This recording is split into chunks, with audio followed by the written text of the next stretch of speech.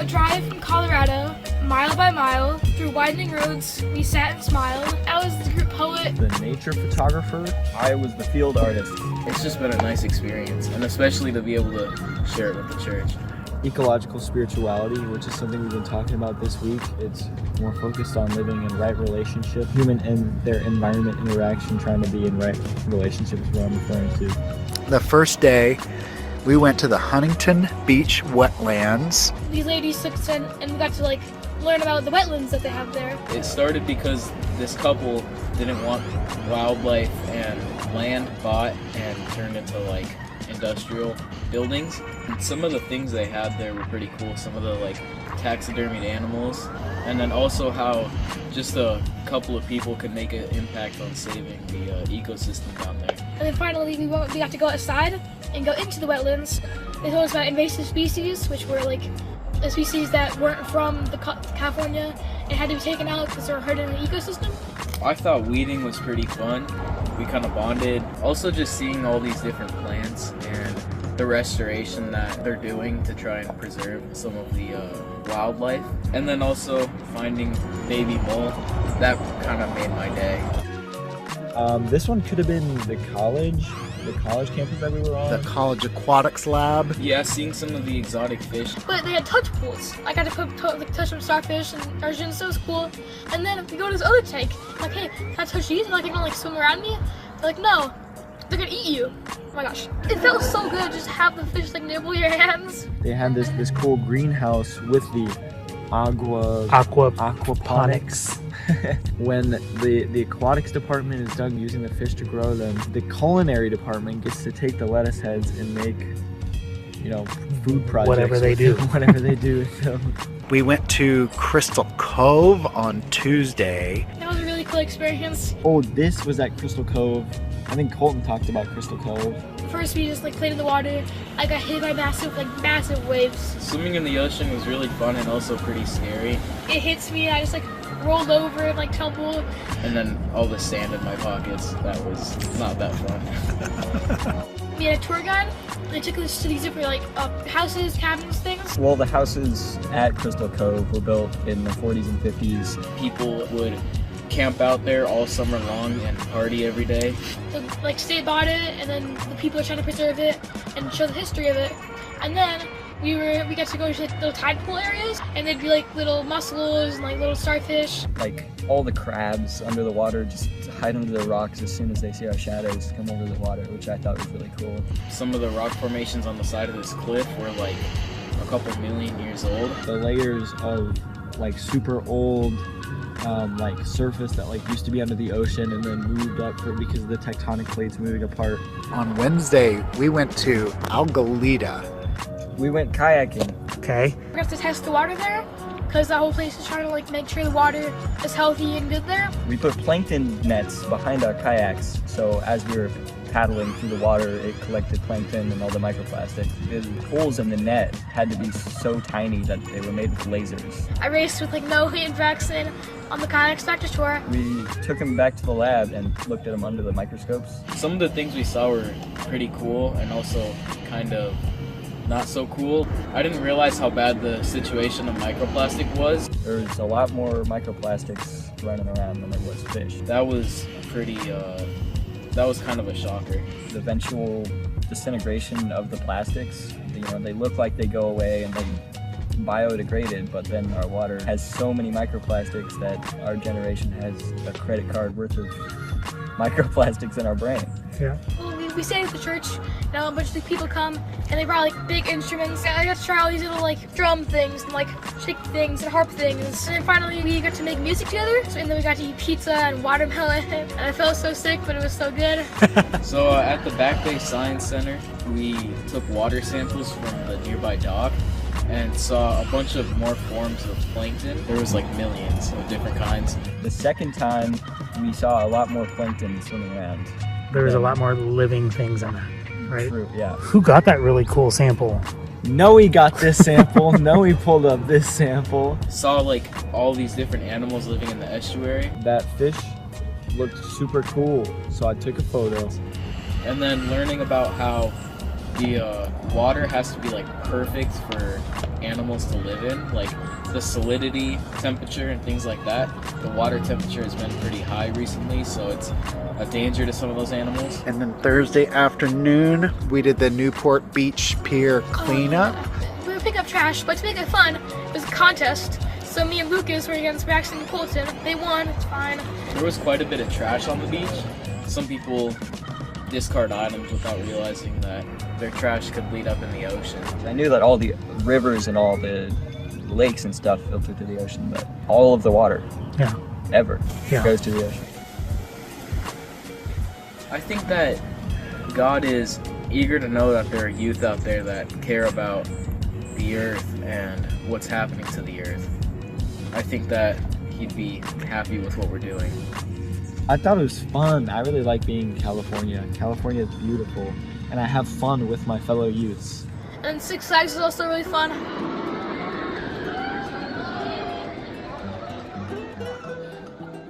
I want to have an ocean in Colorado. The combination of the mountains and the ocean it's really beautiful up here. I think God is probably happy that I'm able to like have these experiences. I feel like sending these kids on mission trips isn't just so they can goof off and eat snacks and like makes them realize how big the world is, how they should help. It is insane. Look at that, guys. These youth are kind of the future of the church. And it's really important to have these kids go on these experiences and help them because it makes them a better human for the world when they grow up.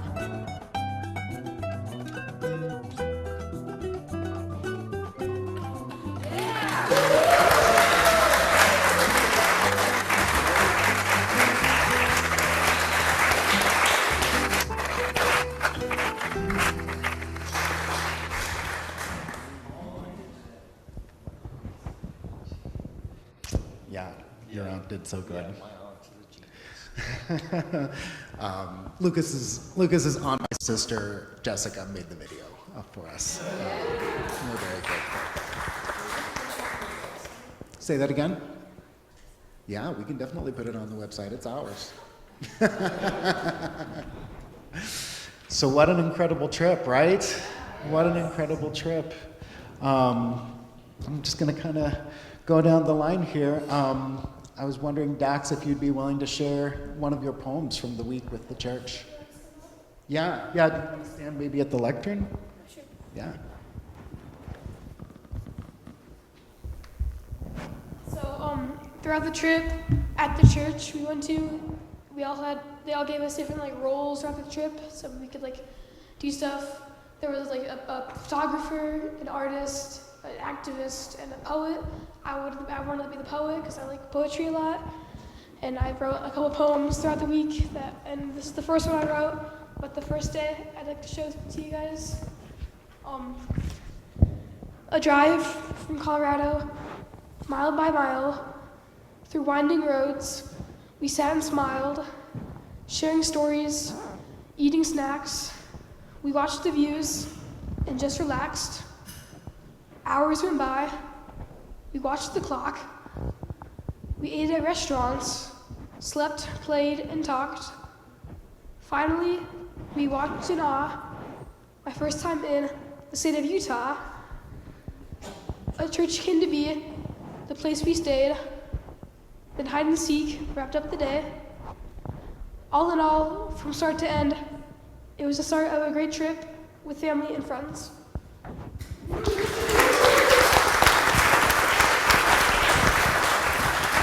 Well done.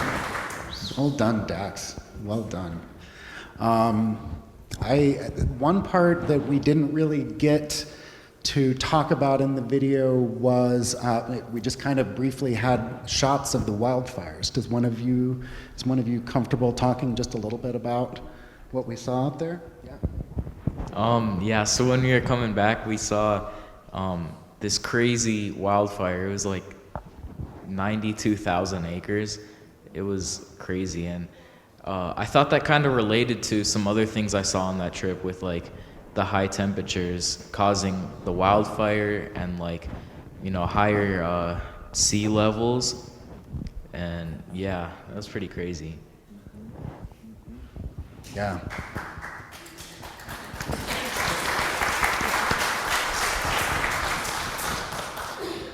I think I think this is the longest road trip that we've taken as a group. Is that right? You guys have taken a couple of trips. How is this trip different for you, Lucas or Colton? One of you willing to talk a little bit about that? It's the first time we ever broke down in the middle of the desert, I'd say. But honestly, I wasn't driving, so it wasn't that much harder for me. I was just cooped up in the back seat doing my thing, waiting to get to California. How about you, Colton? There was a lot less service on this trip. It was a lot more learning, which I liked in some ways and also didn't like in a lot of ways in comparison to other trips. I can corroborate that statement. I think with the more service trips, you might get a little more tired, but you also have more free time, and you spend less time getting talked at. So you might have a little bit more fun, but it's tiring. For sure. Please, Brooklyn, let's get you. About the wildfires, where were they in Utah? One of you guys want to answer that? Or they were in an area of Utah that's near, it's called Beaver, is the name of the town that was closest. But I don't think it was in the town. It was interesting as we were driving up. I was trying to figure out, because it was at night, as you could see there, and we saw the light against the clouds, and at first I thought maybe it was light pollution from a city or something like that, and I was looking around, and there kind of wasn't a town out there. But then Braxton said, I wonder if it's a wildfire, and so I Googled wildfires Utah, boom. Basically 100,000 acre wildfire. Active probably 2 or 3 miles, do you think, from the highway, Noe? Yeah. Close enough to see, and if it was interesting, if our car hadn't broken down, we wouldn't have seen it, because we wouldn't have been driving at night. On the way out there, we drove right past it.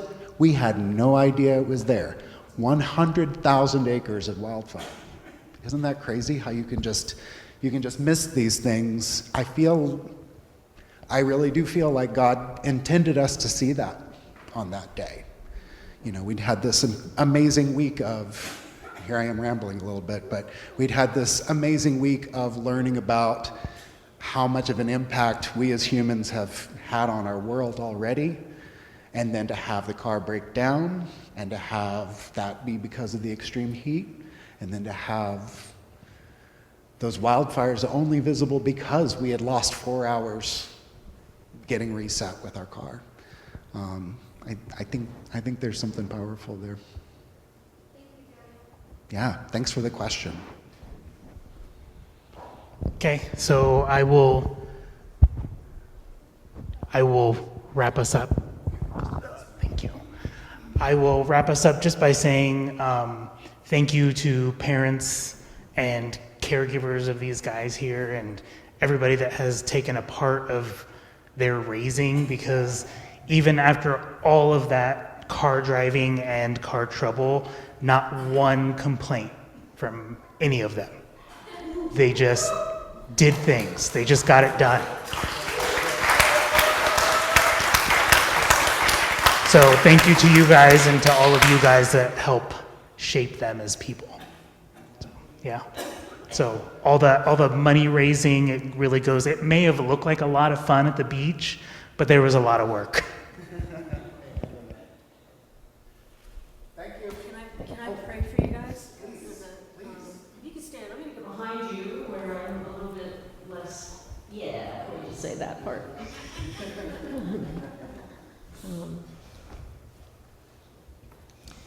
God, I want to thank you for everything you've poured into these men through this experience. And I pray that you would continue to affirm and reinforce their awareness and their gifts. I pray that you'd continue to develop their capacity to see, that you would hone their voices in each creative endeavor.